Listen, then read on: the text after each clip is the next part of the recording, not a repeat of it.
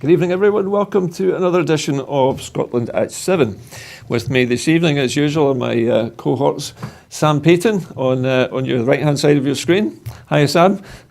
Hi, Gordon. How Sam, are you? of course, is famous for the Save Loch Lomond campaign. And sitting on the left side of the screen tonight is Chris McCusker from the SNP Socialist Group. Hi, Chris. How are we doing? I'm not as famous as Sam, but there we go. Okay. I wouldn't even say I was famous. That's Thank you for that. Right. Okay. Well, we're going to get straight on with the show and tonight's coronavirus update. From the 15th of June, data includes confirmed cases at UK Government Regional Testing Centres, or RTCs, as well as through NHS Scotland labs. And as of 2 p.m. today, a total of 210,959 people in Scotland have been tested through NHS Scotland labs and RTCs to date, of which 73,851 were first tested through the regional test centres. Now, of these, 192,929 were confirmed negative, of which 71,508 were first found to be negative from an RTC test. 18,030 were positive, of which 2,343 were first found positive from an RTC test. This will be an underestimate of the number of cases. Not everyone with the virus will display symptoms, and not all of those with symptoms will be tested. Of the people who have been tested positive, 578 were in hospital last night, 12 of whom were in intensive care, with 6 more people in intensive care with suspected COVID-19. The number of patients in Scotland who have died from complications caused by the coronavirus COVID-19 infection has sadly risen to 2,448. This number only includes those who have died in hospital, having received a positive test for the virus. The latest UK daily figures available show that 41,736 patients who tested positive for COVID-19 have sadly died from their illness, an increase of 38. This number refers to deaths in all settings and not just hospitals. And speaking of hospitals, brings us to our first item this evening. The Health Secretary, Jean Freeman, says an independent review into the Queen Elizabeth University Hospital in Glasgow has found that while it now offers a high-quality healthcare setting, the initial design didn't adequately take into account the needs of some vulnerable patients. The report was commissioned by the Health Secretary after some patients contracted severe infections linked to issues with water quality and ventilation systems. An independent review team found that patients, staff and visitors with compromised immune systems were exposed to risks that could have been lower if the correct design, build and commissioning had taken place. However, the report also says that since the building's opening, measures have been put in place or are underway to ensure a sustained reduction in these risks. The report also identifies a number of other issues which arose as a result of the infections, including the effect on public confidence, disruption to treatments, additional workloads for infection prevention and control teams, and diverting resources away from the day-to-day running of the hospital.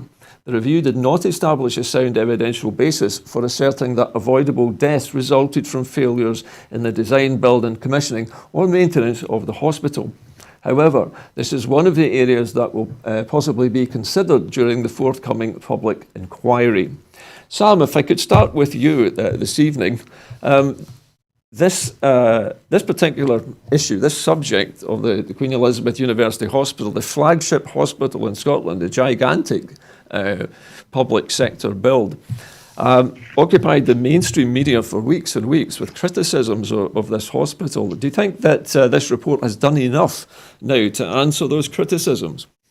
I don't really know, Gordon. I remember when the hospital was getting built and all the criticisms and the concerns and worries from staff that were currently working there, going to be working there, and patients as well. And I think one of the biggest problems, at least they've admitted there's certainly been design flaws in the hospital, which a few arose, I know, because I used to be part of the Save the Vale campaign. And, and there was a few things that kind of arose regarding, how it was going to, there was going to be an effect on people down or over at my neck of the woods. Yeah. So, there was a lot of, and the problem was if I remember correctly, going back to the campaign, when we were talking about how things were, services were going to be moved over to the Queen Elizabeth or Paisley and things like that. And there wasn't a lot of consultation with people that actually use the services or the actual staff.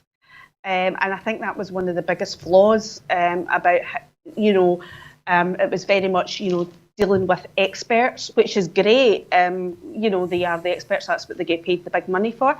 But I think hopefully if there's going to be any lessons learned from this, that in future when we're designing hospitals, schools or any public buildings, that we learn that we need to actually speak to the people who are going to be using the services and using, and how it's going to affect them in the long term, especially people going to be using some of the more serious services that have got to be there, on a regular basis. So yeah, it's good that they have done the independent report and review, and the measures have been taken to deal with a lot of the issues. I don't think at this moment in time there's much more that we can ask for until we see what happens from this onwards. All right, thanks for that. Chris, this, as I say, this subject rumbled on for months in the public media, particularly in the newspapers, latched onto this. And I remember the story initially was about a child who had died because of an infection which was linked to, and I'm using my words carefully, linked to pigeon droppings. Now, I don't think there was ever it was ever established that there were any pigeon droppings anywhere in the hospital, but at the same time, there definitely was a problem. Well, what we can't do is we can't sit back and say, "Oh, it's not our fault" and all the rest of it.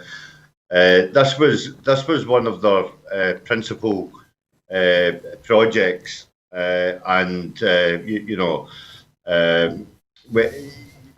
there are times where you have to be critical of your party, and I personally think that they should have, in the design of it, they should have boxed it off from the very start so that we didn't have these issues.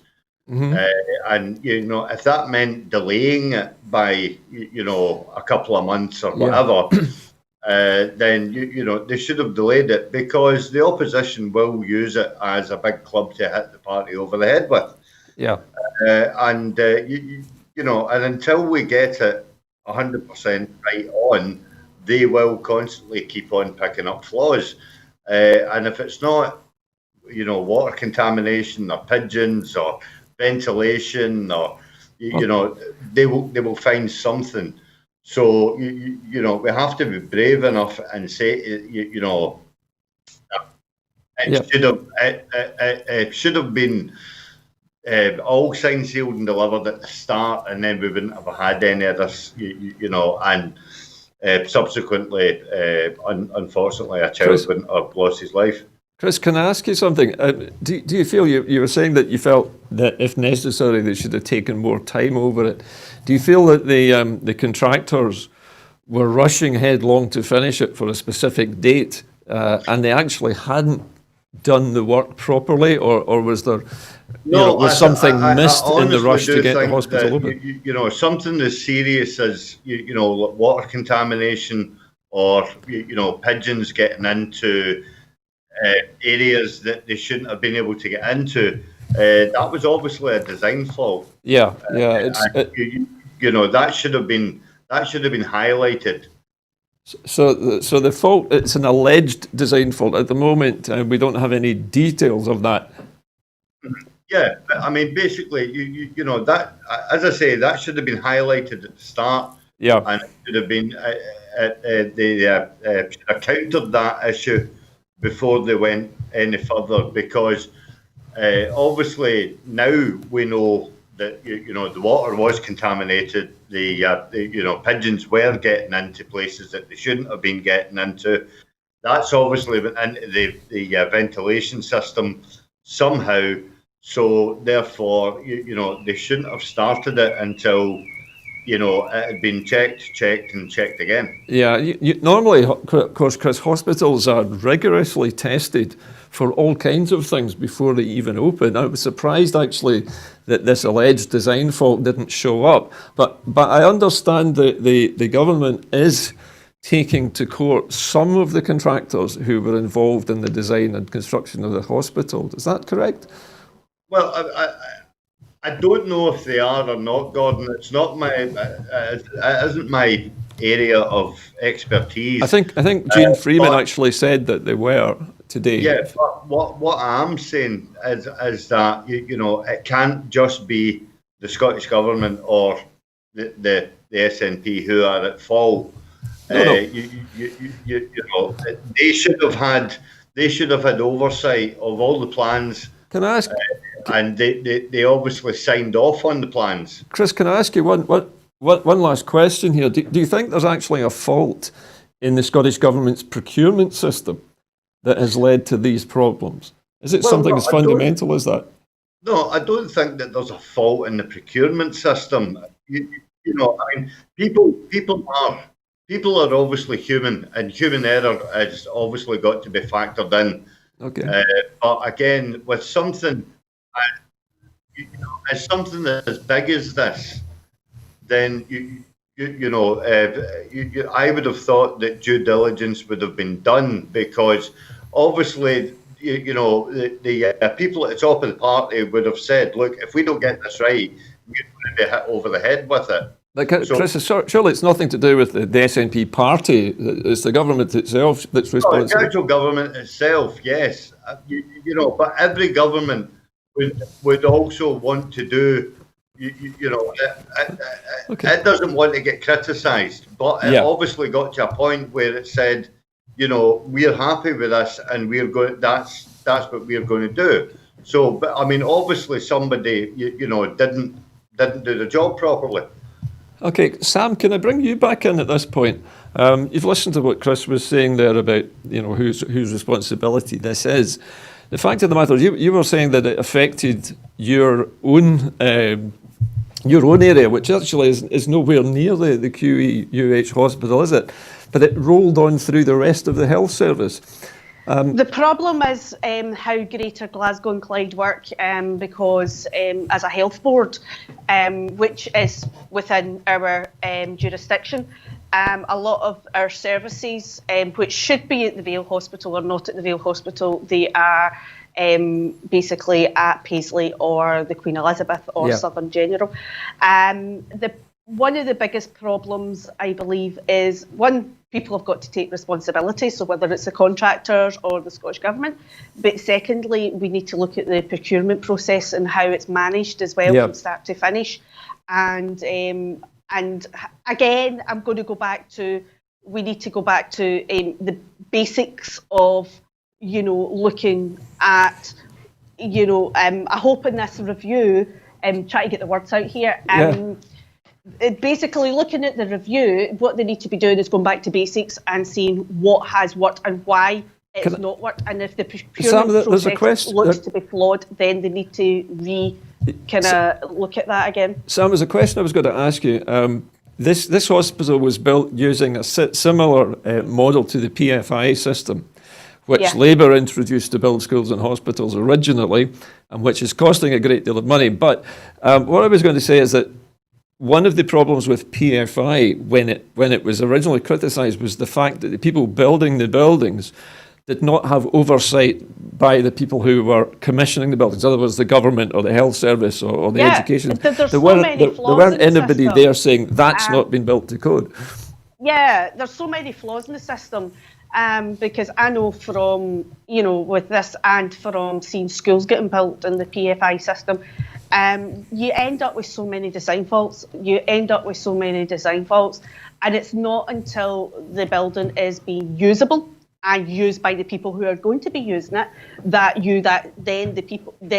the people start saying, right, this isn't designed properly, this is not working, that's not adequate, that's not up to standard, Yeah. and so forth. And again, that goes back to, they need to go back to basics. They need to look at the whole system. They need to be talking to the people, getting people who are actually going to be working in the building, using the building, actually involved in the consultations for designing of the buildings as well. I mean, but again, it goes back to, it's the whole system. The whole system needs to be kind of rejigged, really effectively. Okay, Sam, listen, thank you for that. We're going to move to our second story now. It's also a little bit of a medical story. Amy Callaghan MP, who's actually my MP for East Dunbartonshire, is recovering in hospital following emergency neurosurgery after her partner found her collapsed at home, having suffered a brain hemorrhage. Amy successfully pulled through her operation and is now stable. A statement from her office said that Amy wishes to put on record her enormous love and gratitude to all involved in her care. The first response and the ambulance crew, the accident and emergency staff and the neurological surgeons and the wonderful nursing team who have all played a role undoubtedly in saving her life. The statement went on to say that Amy is in good spirits and is able to communicate well with family. She has been overwhelmed with messages of support and kindness, which are a huge source of encouragement. She has made great progress thus far, but is under no illusion as to the seriousness of her condition and the rehabilitation that will follow. She has always, as she has always done throughout her life, she will continue to fight. She is determined to overcome whatever barriers, if any, may now arise as a result of this incident. She wants to make clear that her constituency work will continue. Her office is still open for all those who require help and support. Westminster leader Ian Blackford MP said, "My thoughts and best wishes are with Amy and her family at this incredibly difficult time. I wish Amy a full and speedy recovery from everyone in the SNP, and I would ask that people please respect her family's privacy now and in the weeks to come." Chris, I think I'll take you first on this one. Now, Amy is a recently, I think you would say, a recently elected SNP MP, and she took the seat against enormous odds, as I recall, from Joe Swinson. So she really is a fighter, isn't she? Yeah. She's definitely a fighter, and I don't know. I've never met Amy. I wasn't involved in her campaign or anything like that, but you know, I mean, I did put out some tweets and stuff like that, urging her team on and what have you. But no, I haven't met her. But I'm led to believe that she's got a history of bad health. Yeah, she had cancer and survived that as well, Chris. Yeah. She's not had her problems to seek. So you know, we're kind of like hoping, obviously, once she's through this and stuff like that, she's back to full health. But you know, again, it highlights the need to keep the virtual Parliament meeting. You know, if somebody is laid up and they can't get to the House of Parliament, they need to ask questions. That's an interesting point. Of constituents, if they're able to.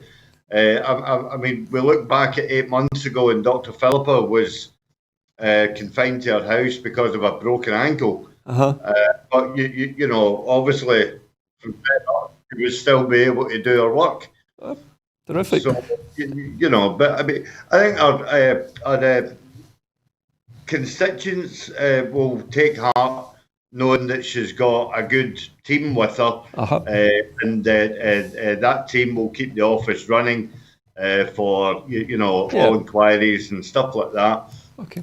And obviously, anything that the office can't handle, they will run it by her if she's feeling up to it.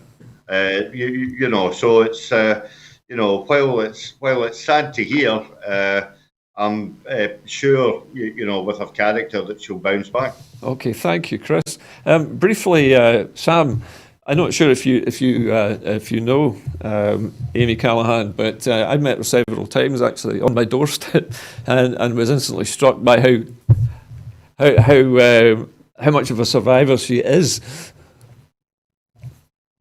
Yeah, I've never met Amy, and it's just absolutely heartbreaking. And I hope that she has a speedy recovery, and I hope sending lots of love to her family and friends at this moment in time.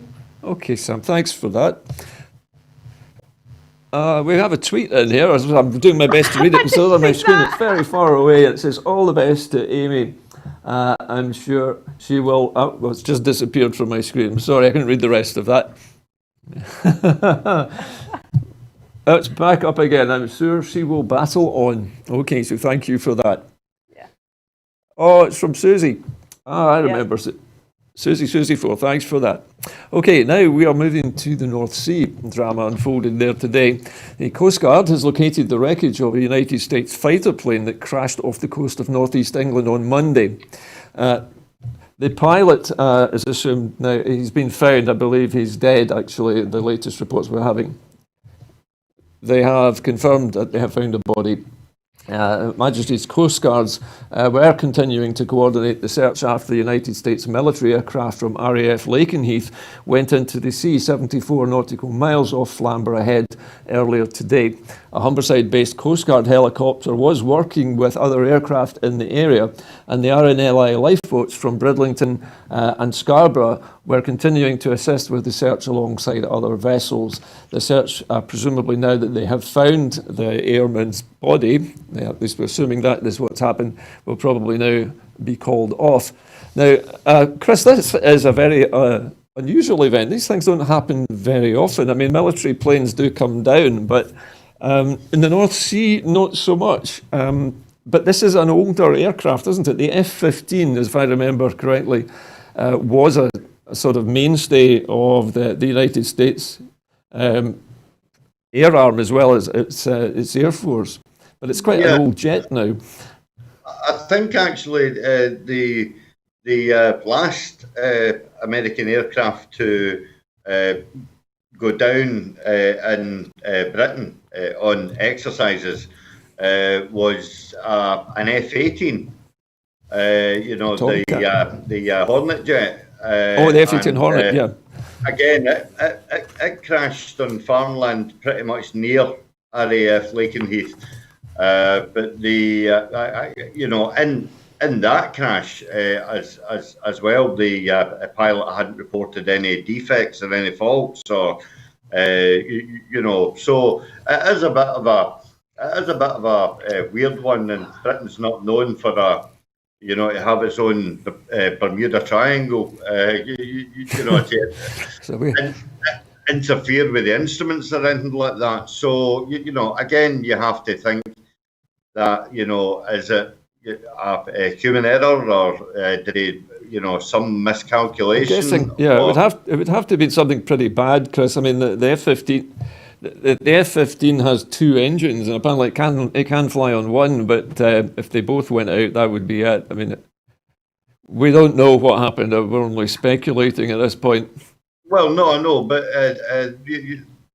obviously there'll be a full search for the black box. There'll be a full investigation. Well, Chris, I think I'm right. I think I'm right in saying that military jets don't actually carry black boxes. Not if they're they have flight recorders, but that's what I meant. But they also, I think, telemeter their information back to base quite frequently. But I'm sure we will find out eventually. Sam, again, a sad story. Somebody lost their life in a tragic way. I mean, unexpected. Yeah, it kind of brought back memories for me today, because I used to be an MOD emergency operator. So this was the type of calls that we used to receive. My thoughts go out to the family and the colleagues of the pilot. It's absolutely heartbreaking. And being at the other end of one of these calls when something like this is happening is just absolutely unbelievable. All I can say is best wishes to all the family and his colleagues. And the thing is, they will be working very hard at the moment, and they will be leaving no stone unturned to find out why the wee fighter came down. There can be a lot of reasons. So it's just heartbreaking to find out when we found out the body had been recovered, and it wasn't good news. Okay, well, listen, thank you, Sam, and thank you also to Chris for that. Now, moving on, and senior scientists have reported flaws in an International World Health Organization commissioned study into the risks of coronavirus infection, and they say it should not be used as evidence for relaxing the UK's 2-metre physical distancing rule. Critics of the distancing advice, which states that people should be kept at least 2 metres apart, believe that it's too cautious. They seized on the research commissioned by the WHO, which suggested that a reduction from 2 metres to 1 would raise the infection risk only marginally from 1.3% to 2.6%. But the scientists who delved into the work found mistakes which they believe undermine the findings to the point that they can no longer be relied upon when scientists and ministers are forming judgments about what constitutes safe physical distancing. The analysis of infection risk at 1 metre versus 2 metre should be treated with great caution, said Professor Spiegelhalter, a statistician from Cambridge University who has participated in the government's Scientific Advisory Group for Emergencies, or SAGE. I'm very suspicious of it. Professor Kevin McConway, an applied statistician at the Open University, went further and called the analysis inappropriate. He said the work should not be used in arguments about how much greater infection risk there is at 1 metre minimum distance as opposed to 2 metres. Everyone believes that the risk of infection at 1 metre is higher than at 2 metres, and we need to know how much higher because there's a trade-off between the increased risk and the gains from moving to 1 metre.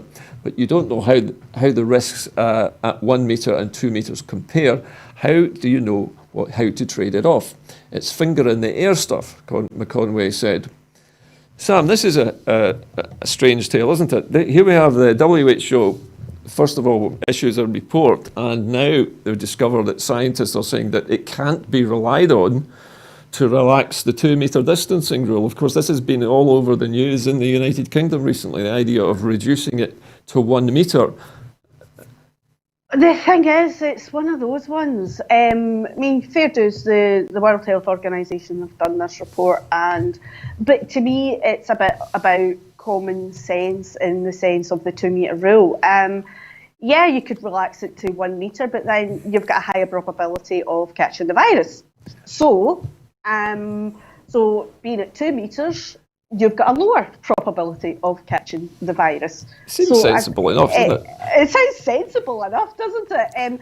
But honest to goodness, all you keep seeing on the media at the moment and questions at daily briefings and things is about why can't we relax the social distancing rules? And the thing is, and it all seems to be, people behind big businesses and things like that. And my argument would be to them, if they want to relax the 2 metre rule, fair dues, go ahead and do it. But is your insurance going to cover public liability if your staff get ill or your customers get ill? Are you going to provide your staff with full PPE? Or are you just going to hand them a disposable face mask and say that that's it, you're safe? Because even at the moment, in the last couple of weeks, if you go into shops, it is amazing how attitudes have relaxed. You're not seeing as many people wearing face masks. That's you're not true. seeing as many people wearing gloves. You're not seeing staff being as vigilant as what they were at the beginning. And it's actually quite scary, and it's quite kind of surreal. We're still in the middle of a pandemic. We're not over it. We're not out of the woods yet. And the only reason any of the figures are going down is because we have had lockdown. But if people are going to start going about life as normal as possible, if they're going to kind of start doing this kind of closer social distancing to a metre, then the virus has got a better chance to just explode again into the population. Well, it's interesting because, as you know, in my daytime job, I'm normally a driving instructor, but I just received some notification today from the Driving Vehicle Standards Agency, which says there is no way they're going to let us teach people unless they're emergency workers, and they're not going to change that until the government says they will. It says it's okay. Chris, do you think that people who've been calling out the most for the change to 1 metre are really just thinking about the money here. This isn't about public health to them, is it? Are you trying to lure me into some sort of slagging match with the It doesn't take much Conservative Party? luring normally, because I have to say. I would never think about doing that, but you've got ministers, who are all for reducing the distance down so that they can open up big business, as Sam said, and you've got Tory ministers who are being more economical with the truth in order to get that big business opened, because the Tories must be hemorrhaging money left, right, and centre, and hence the reason why they need to get the pubs open, they need to get the restaurants open, and it seems like they want to do it at all costs.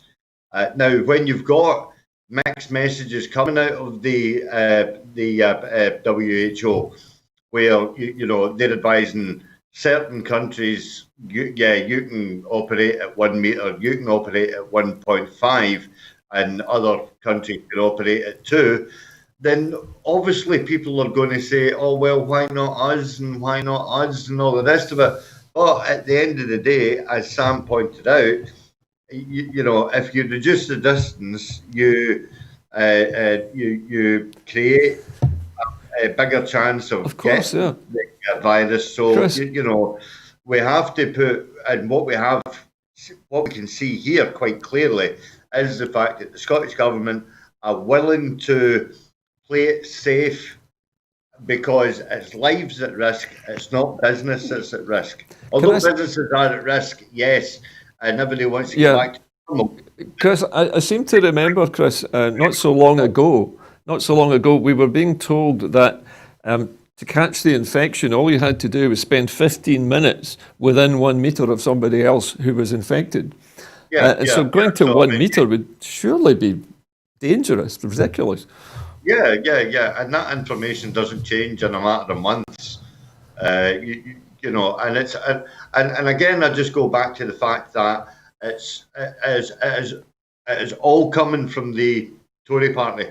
Okay. These demands are all coming from Scottish Tories, English Tories, Welsh Tories. Right, Chris. Okay, thank you. I haven't heard of a Labour MP calling for it. Plaid Cymru, SNP, all the rest of it, Lib Dem. No. It's all coming from the Tories. Okay, well, Chris, thank you. Obviously, we would expect you to say something like that, but thank you. Anyway, we're going to move along, and nurseries and other early learning and childcare providers have received new guidance to help them plan for reopening when it's safe to do so. Although some settings are providing critical childcare to vulnerable children and children of key workers, most will remain closed until later in the summer. The new guidance sets out the core public health measures that will need to be taken to allow safe reopening, including enhanced hygiene and cleaning practice. The caring for children in small groups and minimising contact between those groups, maximising the use of outdoor space and physical distancing between adults and older children at drop-off and pick-up times. The guidance was developed in partnership with Health Protection Scotland, local authorities representatives and private and third sector care providers, trade unions and the Care Inspectorate. So a lot of people involved, stakeholders in this. Sam, this again sounds like very sensible measures being put in place to allow childcare to reopen. How difficult, though, will it be? First of all, do you get the children to stay clean? You know what it's like trying to get children to stay clean. Do you think this can be done? Oh, I'm glad I'm not a childcare worker. That's all I can say. I'm one of these mums that if my kids are clean, or if they've been out playing and they're clean when they come in, I'm worried about they've been up to something no good, So I find that this is going to be so difficult. I know there's some kids out there that don't like getting dirty, but my kids were pretty much always the ones that were right in the mud and the mud pies and, and jumping in puddles and things like that. And then just walking up and touching you with their manky hands. Funny enough, they still do things like that. But no, I just think gives us the ample opportunity to remodel how we interact with our kids and how we educate the wee ones. And one of the things I know already happens in my area and a lot of other areas is forest schools and outside school class. They seem to be emphasising that. Sam. And I would love to see that grow. And because a lot of kids don't get the experience of outdoors unless they are in, early learning education settings and things. So I would love them to see more of that. But in terms of keeping the kids, especially wee ones, wee tots, and it's when kids are pretty much, if you can get one or two doing it, you find that the rest will follow. But yeah, good luck with that one. Okay, Sam. Thanks. Very briefly, if you would, Chris. You're a father, obviously. You must have some opinions on childcare. All my children are growing up, and I don't plan to, have any more in order to go through the nursery stage, thankfully. But I think this is an opportunity for the Scottish Government to maybe take on extra staff, extra support staff in the school. Even if it's just on a 6-month or a 9-month or a 12-month contract or something like that, so that they can actually help children in the school and actually facilitate that first year, sort of like that reintroduction into school life. Then it'd be helping people out, it would be helping the government out, and obviously it'd be helping the children out. So a win-win-win for everyone. All right, thanks for that, Chris. So a good summary from both of you, I think. More and more outdoor education for the youngsters and the opportunity to employ some new childcare workers. Okay, moving along now. The SNP has renewed calls on Boris Johnson to agree a 2-year extension to the transition period, warning that the Tory government's failure in the Brexit talks is threatening the economy. Speaking after the Prime Minister's meeting with European Commission President Ursula von der Leyen, Ian Blackford said it looks increasingly likely that the UK is heading towards a devastating bad deal or a no-deal Brexit. The SNP Westminster leader urged Boris Johnson to think again and to put his responsibility to jobs, businesses and the economy first. The Scottish Government analysis has revealed the ending of the transition period in 2020 could remove £3 billion from the Scottish economy in just 2 years, on top of the impact of coronavirus. The CBI has warned that no deal would block an economic recovery in the UK, and the IMF has warned that it could wipe a further 3.5% off the UK's gross domestic product. Polls show the majority of people support an extension to the transition period. A survey by Focal Data found that 83% of people in Scotland and 77% of those across the UK said that the UK government should agree to an extension. In commenting, the SNP's Westminster leader, Ian Blackford MP, said, Boris Johnson is taking the UK headfirst towards a Brexit disaster, threatening our economy with the growing risk of a devastating bad deal or a no-deal outcome. And yet again, the Prime Minister is putting the narrow Tory Brexit obsession ahead of his responsibilities to protect people's jobs, businesses and living standards. I think he must again pause his failed talks and agree to a 2-year transition period extension on offer. Chris, I'm going to come to you first. Oh, I beg your pardon. We're going to go to the next story. I beg your pardon. These are together. The SNP has echoed warnings against the UK government's plans to lower food standards in order to secure a trade deal with the United States, which risks flooding the market with low-quality imported goods and putting Scotland's world-leading food and farming industry under threat.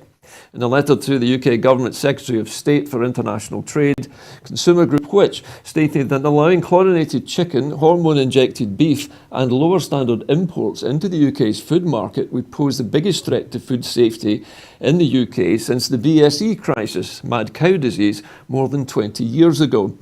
The group also revealed that 72% of people in the UK do not want food that does not meet current standards to enter the UK market.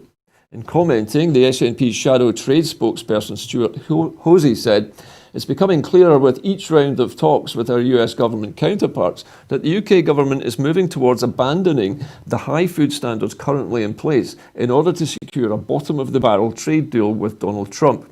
Rather than safeguarding our world-beating food and farming sector and protecting consumers, the UK government is preparing to sell them out for a post-Brexit trade deal that would inflict untold damage on the industry and flood the food market with low-quality produce, including chlorinated chicken."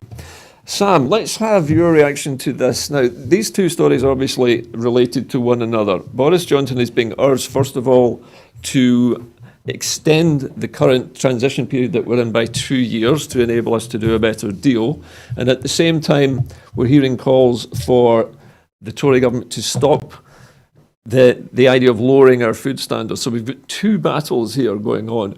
And I'm not sure about you, but the thing that worries me the most at the moment is this dreadful trade deal with America. The idea of this low-quality food getting into the supermarkets really leaves me feeling rather ill.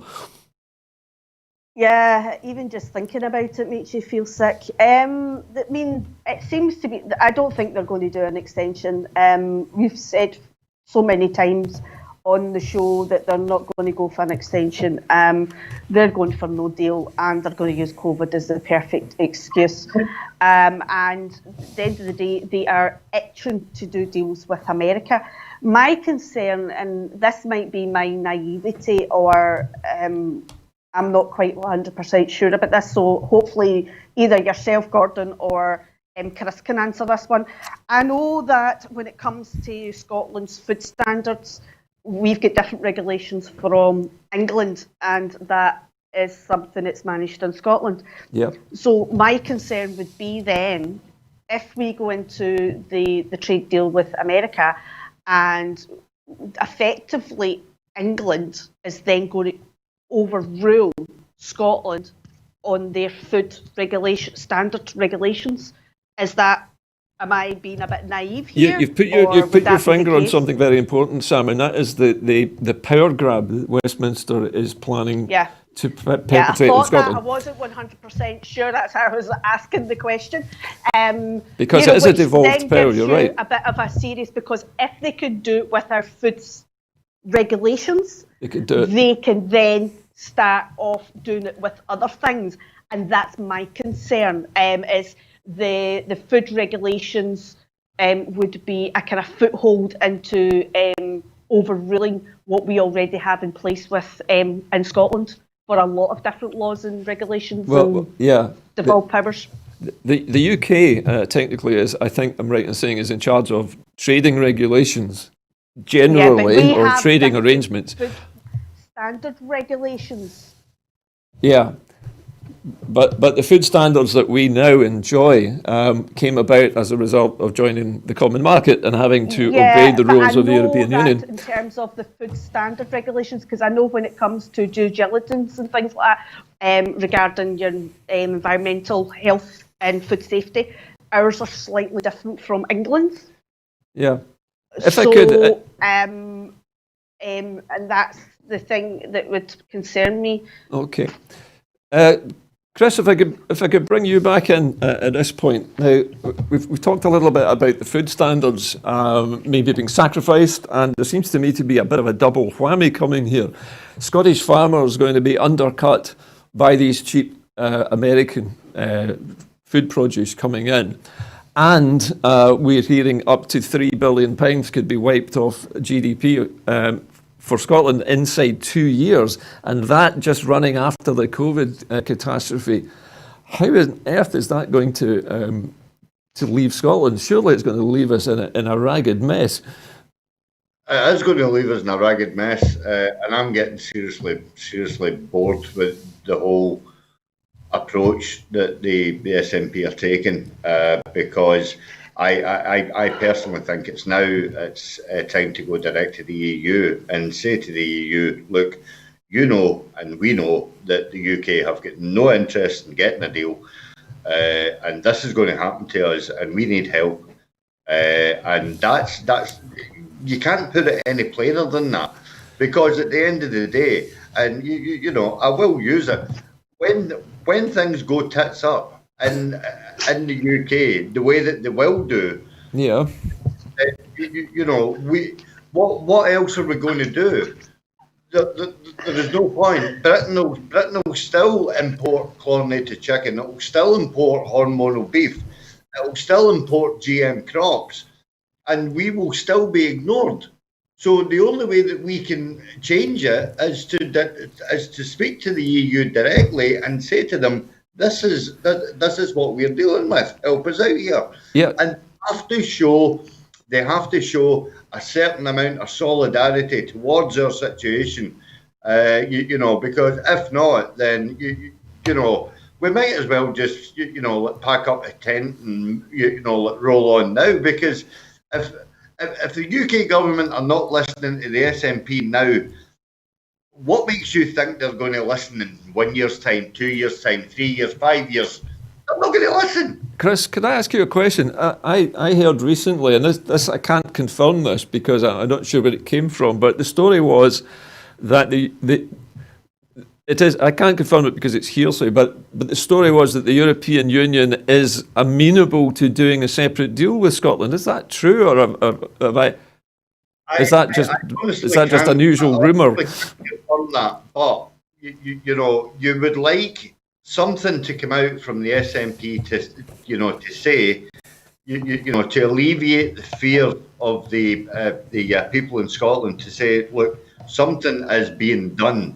Yeah. Whether it's in the background or whether we're still talking to the EU, or even some sort of morsel that will hopefully sort of like give us some crumb of comfort that when it does go tits up, as it will, there is another avenue for us, because right at this moment in time we are standing looking down the barrel of a gun, knowing the fact that what is coming towards us is not stoppable, because the party in control don't want to stop it, and that is it. It's as plain as that.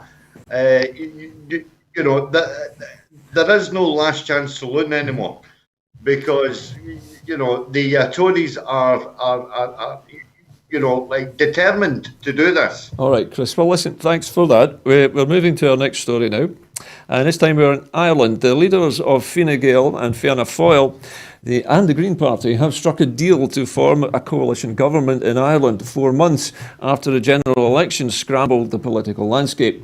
The proposed coalition, which still needs to be ratified by grassroots members, would bridge a century of rivalry between Fine Gael and Fianna Fáil and inject urgency into Ireland's response to the climate crisis. It will also need to steer new laws, including a £6 billion coronavirus support package, through the fragmented Parliament.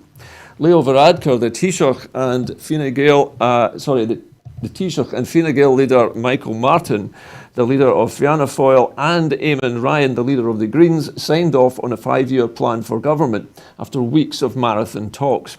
Varadkar and Martin are expected to take turns at being Taoiseach. Members of the three parties must support a process that could take up to 2 weeks before the proposed alliance can replace Varadkar's caretaker administration. Approval is not guaranteed. If just over a third of Green Party members say no, then the deal will collapse and a fresh election may ensue. Many have interpreted the election on the 8th of February as a mandate for a different historic coalition led by Sinn Féin, after they confounded expectations to win almost a quarter of first preference votes, more than any other party. However, parliamentary arithmetic and political obstacles blocked Sinn Féin from power. It failed to muster a majority in the 160-seat Dáil Éireann, the Irish Parliament's lower chamber, while Varadkar and Martin ruled out entering a government with Sinn Féin. Some analysts believe that the result might suit Sinn Féin allowing Sinn Féin to consolidate as the official mainstream opposition and to avoid blame in the looming economic reckoning. Sam, this is an interesting story, I think, because it's not about Scotland for a change, it's about Ireland.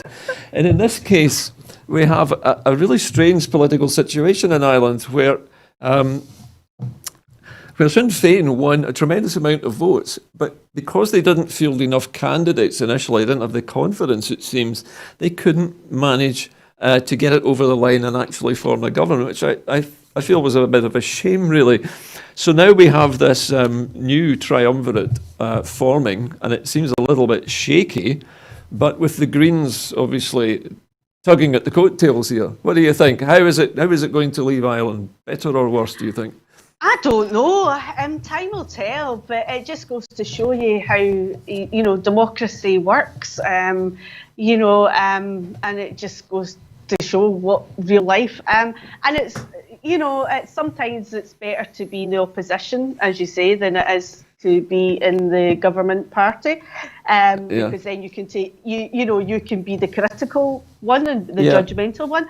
But in the other sense, it's good to see the other parties coming together and being adults, hopefully, and because at the end of the day, it's about kind of steering Ireland's future. And hopefully, I wish them success, and it'll be interesting to see how it works. Do you not think, Sam, that perhaps Fianna Fáil and Fine Gael were really just trying to shut Sinn Féin out so there wouldn't be any chance of a border poll?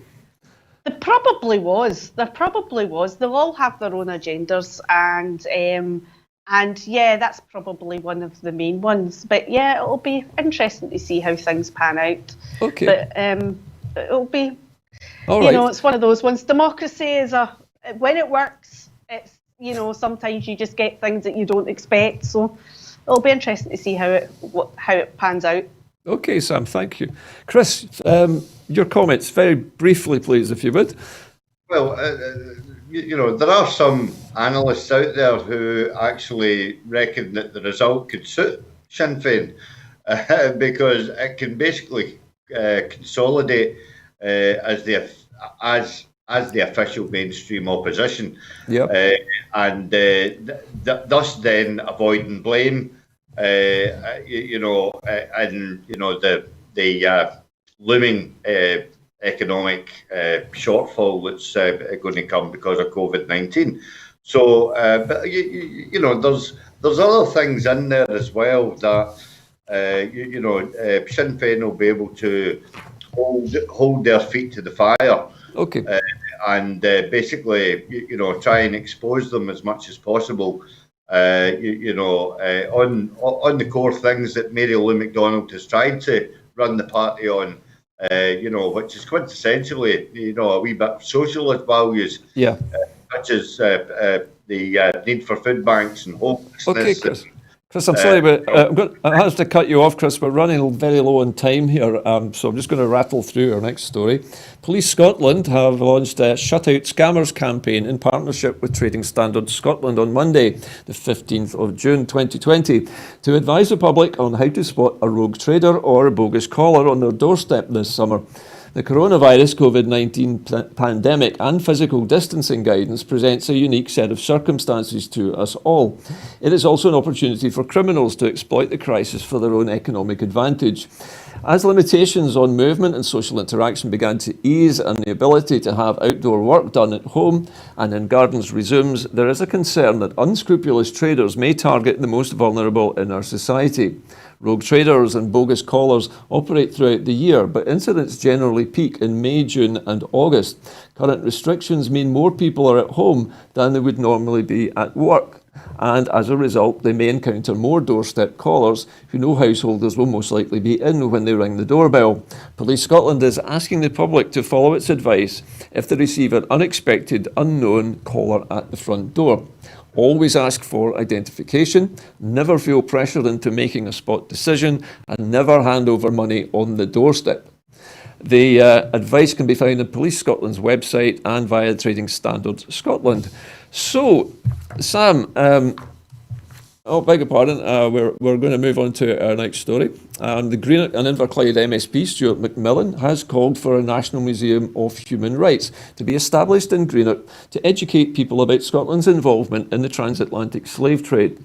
Parts of Inverclyde, particularly Greenock, have links to the slave trade through the sugar and tobacco industries, with local street names including Jamaica Street, Togo Place, Tobago Street and Virginia Street.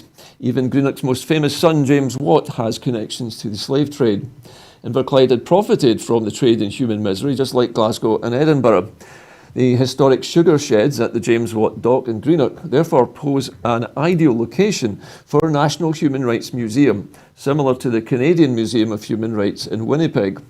The Greenock and Inverclyde MSP has launched its campaign following the tragic death of George Floyd, the growing momentum of the Black Lives Matter campaign and the anti-racism debate in the Scottish Parliament on the 10th of June 2020. Stuart has written to the First Minister with a suggestion for a museum, but also that any such facility should be located in Greenock. Well, Sam, first of all, let me take you on this one. This surely is an excellent idea to educate people about Scotland's true history with slavery. Yeah, I think it's a great idea, and Greenock is the ideal place for it. I mean, one of the things that with everything that's happened lately, and especially with George Floyd, is highlighted is how little we know about our history in terms of the slave trade in Scotland. So this is a positive step in the right direction, but also as well, I would like to see it go a bit further. And, you know, where there's street names, I think I'd said this last week, where there's street names after, you know, to do with the slave trade and that, have a plaque on next to the street name explaining yes, I remember why. this from a previous programme.